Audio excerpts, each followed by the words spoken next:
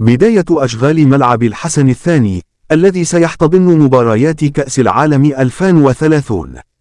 في خضم الاستعدادات نحو تحقيق حلم استضافة كأس العالم 2030، أعلن المغرب عن انطلاق أشغال بناء ملعب الحسن الثاني في مدينة الدار البيضاء، والذي سيشكل تحفة معمارية ورياضية فريدة من نوعها على المستوى الأفريقي والعالمي. وكشف مصدر مسؤول بجهة الدار البيضاء سطات عن بدء أعمال تهيئة الأرض على مساحة 100 هكتار، والتي ستحتضن هذا الصرح الرياضي الضخم.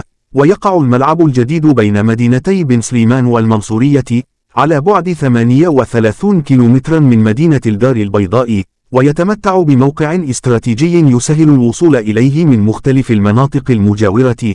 ويتميز ملعب الحسن الثاني بتصميمه المبتكر الذي يحمل توقيع مكتب الدراسات الإنجليزي الشهير بوبولوس، المعروف بإبداعه في تصميم أبرز الملاعب الرياضية حول العالم، مثل ملعب توتنهام الإنجليزي وملعب لوسيل القطري الذي احتضن نهائي كأس العالم بين فرنسا والأرجنتين.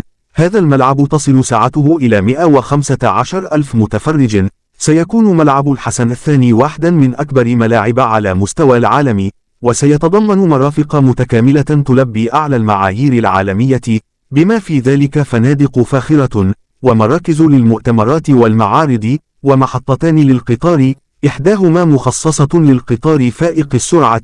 وتبلغ تكلفة هذا المشروع الضخم 500 مليون دولار، ومن المتوقع أن تكتمل أعمال البناء في عام 2028، ليكون الملعب جاهزا لاستضافة مباريات كأس العالم للأندية في العام التالي، كبروفة أخيرة قبل استضافة العرس الكروي العالمي في عام 2030.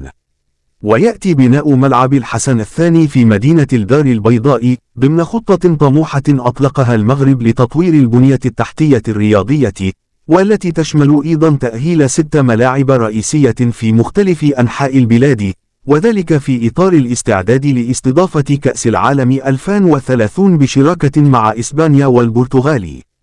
ويعكس هذا المشروع الطموح التزام المغرب الراسخ بتقديم ملف قوي لتنظيم كأس العالم 2030 مع إسبانيا والبرتغال، وإظهار قدرته على تنظيم هذا الحدث العالمي بأعلى معايير الجودة والكفاءة.